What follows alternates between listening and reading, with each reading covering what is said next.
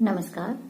आयुक्तालय कॉलेज शिक्षा राजस्थान जयपुर के ज्ञान सुधा यूट्यूब चैनल पर आपका स्वागत है। इस चैनल पर हम प्रतियोगी परीक्षाओं में पूछे जाने वाले विषयों के बारे में बात करते हैं। हिंदी विषय के अंतर्गत आज हम बात करने जा रहे हैं काव्य लक्षण की।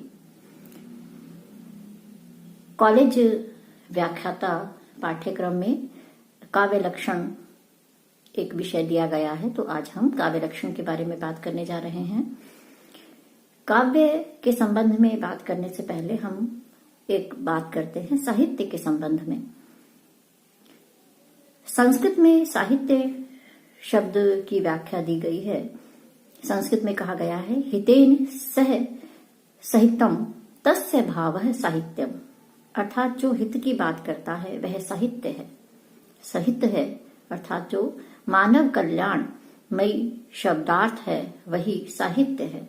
दूसरे अर्थ में हम कहते हैं संपूर्णता के भाव को व्यक्त करने वाली शब्दावली ही साहित्य है। इस प्रकार साहित्य का यह व्यापक अर्थ मिलता है। महावीर प्रसाद द्विवेदी कहते हैं ज्ञान राशि के संचित कोश का नाम साहित्य है।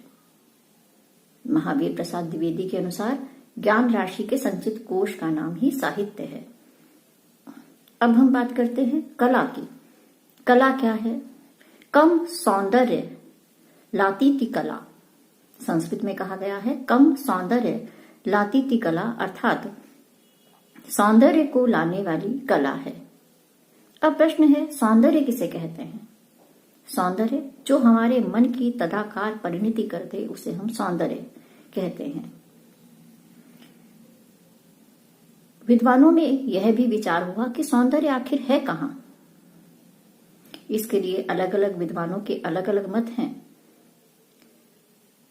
सौंदर्य को कुछ विद्वान मानते हैं वस्तुगत है, अर्थात वस्तु में सौंदर्य होता है। कुछ विद्वानों के अनुसार सौंदर्य आत्मगत है, अर्थात सौंदर्य देखने वालों की आंखों में है। और एक तीसरा मत है कि सौंदर्य उभयगत है, यानी कि सौंदर्य वस्तु में भी होता है और सौंदर्य देखने वालों की आंखों में भी है।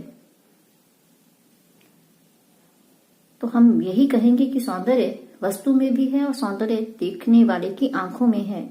बिहारी ने अपनी एक दोहे में लिखा है रूप रिझावन हार है ये ए नैना रिझवार, यानी कि रूप भी रिझाने वाला है और नेत्र भी रीझने वाले हैं। तो सौंदर्य जो है वो वस्तुगत भी है और सौंदर्य आत्मगत भी है, देखने वालों की आंखों में भी है।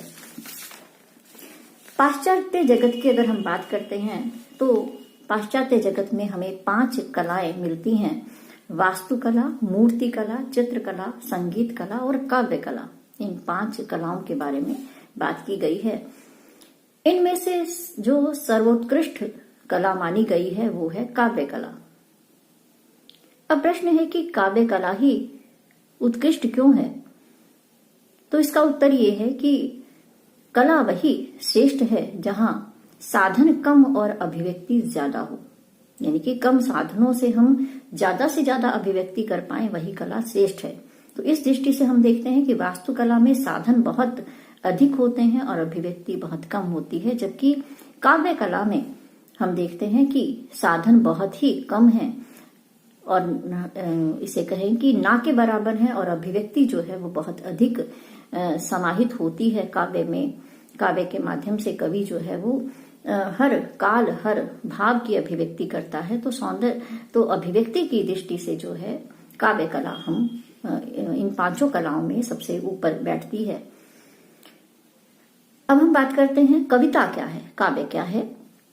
भारत में साहित्य के लिए एक शब्द जो प्रयुक्त किया गया वो है काव्य। साहित्य के लिए ही काव्य शब्द का प्रयोग भारतीय साहित्य में हमें मिलता है। इस काव्य के संबंध में बात करते हुए हम देखते हैं कि ईशावास्य उपनिषद में लिखा गया है कबीर मनीषी परिभू स्वयंभू, यानी भारतीय चिंतना में कवि को प्रजापति कहकर सृष्टा के रूप में माना गया है और कहा गया है अपारे काव्य संसारे कबीरेव प्रजापति। अपार काव्य संसार में कवि ही प्रजापति है, कवि ब्रह्मा है। जिस प्रकार ब्रह्मा इस विश्व में इच्छा अनुसार परिवर्तन करते हैं, उसी प्रकार से कवि भी अपनी इच्छा अनुसार अपना संसार बनाता है। काव्य क्या है?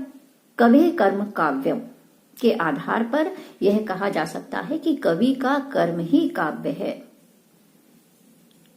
आचार्य विद्याधर कहते हैं, कवियतिति कवि तस्य कर्म काव्यम, अर्थात जो वर्णन करता है, कविता करता है, उसके कर्म को हम काव्य कहते हैं। आचार्य अभिनव गुप्त कहते हैं, कविनियम काव्यम, कवि काव्य की रचना करता है। संस्कृत में ही हमें काव्य के बारे में और बातें मिलती हैं।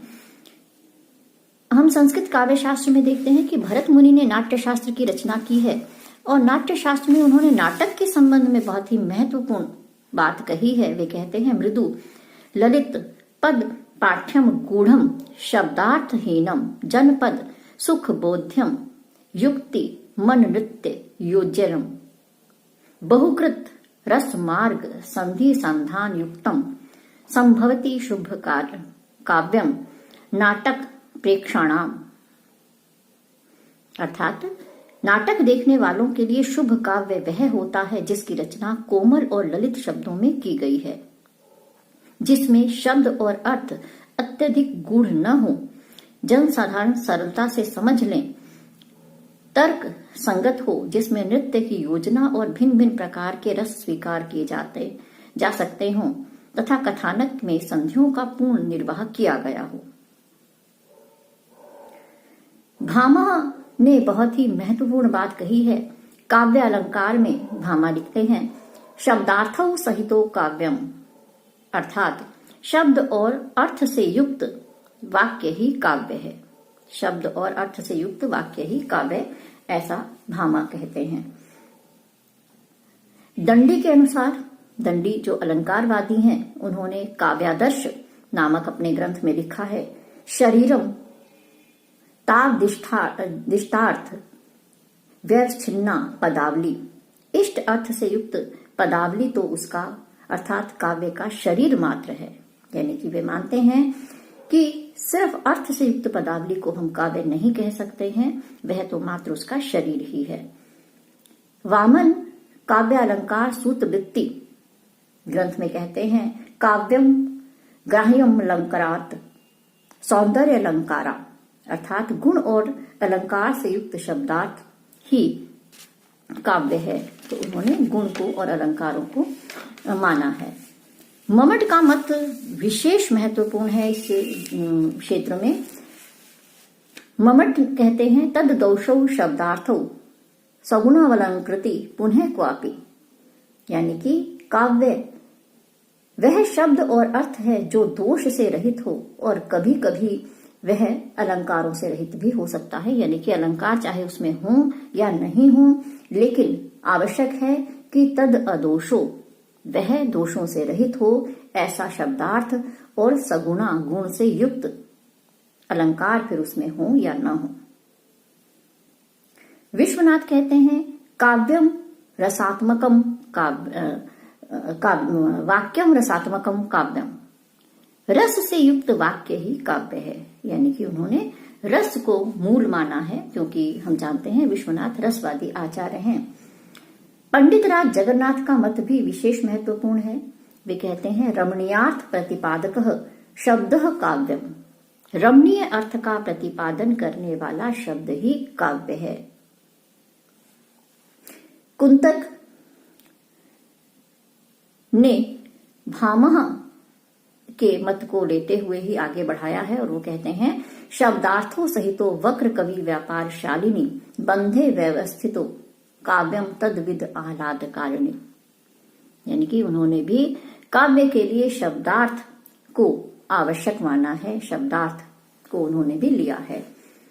आनंदवर्धन कहते हैं, काव्यस्य आत्मा ध्वनि, क्योंकि आनंदवर्धन ने काव्य की आत्मा के रूप में ध्वनि को माना है, इसलिए वे कहते हैं काव्यस्य आत्मा ध्वनि, अर्थात काव्य की आत्मा ध्वनि है। रुद्रट कहते हैं, ननु शब्दार्थो काव्यम, रुद्रट का मत है, ननु शब्दार्थौ काव्यम, अर्थात शब्द और अर्थ दोनों को काव्य माना है। शब्द और अर्थ के बिना काव्य नहीं हो सकता है, शब्द और अर्थ दोनों ही अनिवार्य हैं। हेमचंद्र कहते हैं अदोषौ सगुणो सालंकारो च शब्दार्थ काव्यम, अर्थात उनके अनुसार दोषों से रहित और गुणों से युक्त जो शब्दार्थ है, अलंकारों से युक्त, वह शब्दार्थ ही काव्य है। इस तरह से हम देखते हैं कि संस्कृत में आचार्यों ने अपने अलग अलग मत दिए हैं काव्य को लेकर के। इसी में हम और बात करते हैं तो हम देखते हैं कि हिंदी में भी आचार्यों ने काव्य के संबंध में अपनी बात कही है। भक्ति काल में तुलसीदास कहते हैं कीर्ति भनीति भूति भल सोई सुरसरी सम सब कहे हित सोई।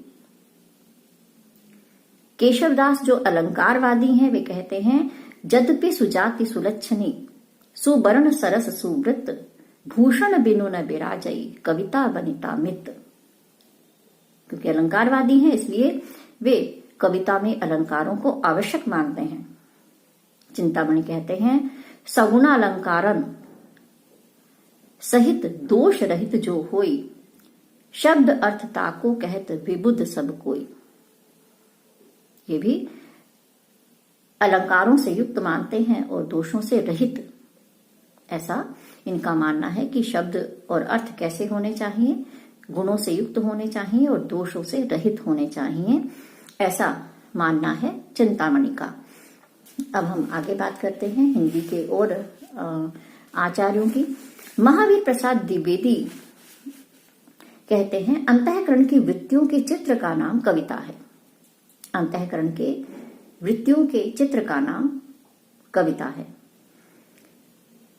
छायावादी कवि पंत कहते हैं कविता हमारे परिपूर्ण क्षणों की वाणी है। पंत कहते हैं कविता हमारे परिपूर्ण क्षणों की वाणी है। धूमिल के अनुसार कविता भाषा में आदमी होने की तमीज है। कविता भाषा में आदमी होने की तमीज है। डॉक्टर नगेंद्र का मत है रसात्मक शब्दार्थ ही काव्य और उसकी छंदोमयी विशिष्ट विद्या आधुनिक अर्थ में कविता है। यानी कि रसात्मक, क्योंकि डॉक्टर नगेंद्र भी रसवादी आचार्य हैं इसलिए उन्होंने रस को विशेष महत्व दिया है। आगे हम देखते हैं आचार्य शुक्ल। आचार्य शुक्ल ने कविता के संबंध में चिंतामणि भाग 1 में कविता क्या है निबंध में जो बात कही है वह काव्य लक्षण को लेकर के विशेष महत्वपूर्ण बात है। वे कहते हैं जिस प्रकार आत्मा की मुक्तावस्था ज्ञान दशा कहलाती है उसी प्रकार हृदय की मुक्तावस्था रस दशा कहलाती है। हृदय की इसी मुक्ति साधना के लिए मनुष्य की वाणी जो शब्द विधान करती आई है उसे कविता कहते हैं। आचार्य शुक्ल द्वारा कही गई ये बात विशेष महत्वपूर्ण है। छायावादी कवि प्रसाद कहते हैं काव्य आत्मा की संकल्पात्मक अनुभूति है। इस तरह से हिंदी में भी आचार्यों ने अपने अलग अलग मत काव्य को लेकर के, कविता के अर्थ को लेकर के दिए हैं। इसके बाद हम बात करते हैं पाश्चात्य विद्वानों की कि पाश्चात्य विद्वानों ने कविता के संबंध में क्या मत दिए हैं। सबसे पहले हम बात करते हैं कॉलरिज की। कॉलरिज कहते हैं सर्वोत्तम शब्द अपने सर्वोत्तम क्रम में कविता होती है। सर्वोत्तम शब्द अपने सर्वोत्तम क्रम में कविता होती है। ड्राइडन कहते हैं कविता सुस्पष्ट संगीत है। ड्राइडन के शब्दों में कविता क्या है, सुस्पष्ट रूप से संगीत है। मैथ्यू अर्नल्ड कहते हैं कविता अपने मूल में जीवन की आलोचना है। उनकी ये बात विशेष महत्वपूर्ण है। उनके अनुसार कविता अपने मूल में जीवन की आलोचना है। वर्ड्सवर्थ कहते हैं कविता प्रबल अनुभूतियों का सहज उद्रेक है जिसका स्रोत शांति के समय स्मृत मनोवेगों से फूटता है। शैली कहते हैं सर्वमुखी और सर्वोत्तम मनों के सर्वोत्तम और सर्वाधिक सुखपूर्ण क्षणों का लेखा कविता है। इस तरह से हम देखते हैं कि अंग्रेजी में और हिंदी में विद्वानों ने अलग अलग रूप से कविता को परिभाषित किया है। उन्होंने अपने अलग अलग मत जो है वो कविता को लेकर के दिए हैं। इसी श्रृंखला में हम बात कर लेते हैं एक और कि प्रेमचंद जो है वो काव्य को कविता को जीवन की आलोचना कहते हैं। प्रेमचंद के अनुसार काव्य जीवन की आलोचना है। अब हम गत परीक्षाओं में पूछे गए प्रश्नों के बारे में बात कर लेते हैं। वे प्रश्न जो प्रतियोगी परीक्षाओं में पूछे गए हैं उन प्रश्नों पर हम बात करते हैं।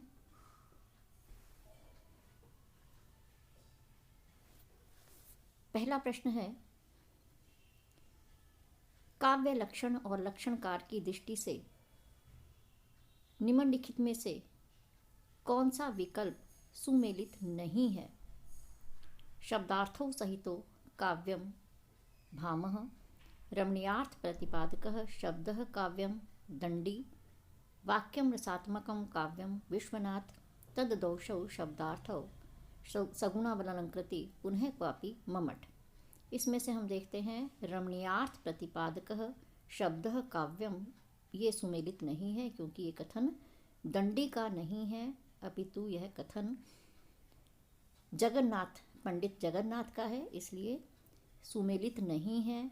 उत्तर इसमें होगा 2। अब हम देखते हैं अगला प्रश्न।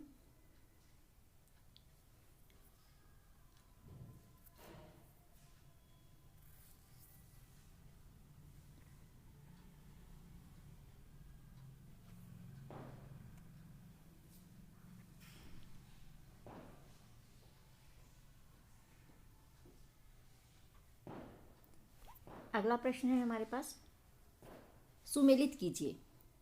वाक्यम रसात्मकम काव्यम रमणीयार्थ प्रतिपादकः शब्द काव्यम तद्दोषो शब्दार्थो सगुणावलंकृति पुनः क्वापि शब्दार्थो सहितो काव्यम। तो सुमेलित करना है। हम देख रहे हैं कि इसमें वाक्यम रसात्मकम काव्यम ये उक्ति है विश्वनाथ की, रमणीयार्थ प्रतिपादकः पंडित राज जगन्नाथ की, तद्दोषो शब्दार्थो वनलंकृति ये है ममट की, और शब्दार्थों सहितो ये है भामह की। तो इस तरह से हम देखते हैं उत्तर इसमें आएगा 1 नंबर उत्तर जो है वो यहाँ पर सही है। क में ई, ख में उ, ग में आ और घ में ई उत्तर सही है। इस तरह से सुमेलित कीजिए, मिलान करना था हमें। उत्तर नंबर 1 जो है वो सही है। अब हम देखते हैं अगला प्रश्न जो परीक्षा में पूछा गया है।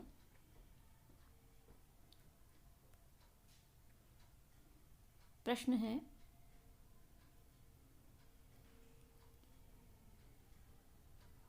रमणीयार्थ प्रतिपादकः शब्दः काव्यम, काव्य लक्षण से संबंधित उक्त कथन किस विद्वान का है? आचार्य विश्वनाथ, पंडित राज जगन्नाथ, आचार्य मम्मट, आचार्य वामन। तो हम देखते हैं कि रमणीयार्थ प्रतिपादकः शब्दः काव्यम, ये कथन जो है वो है पंडित राज जगन्नाथ का। ये कथन है पंडित राज जगन्नाथ का।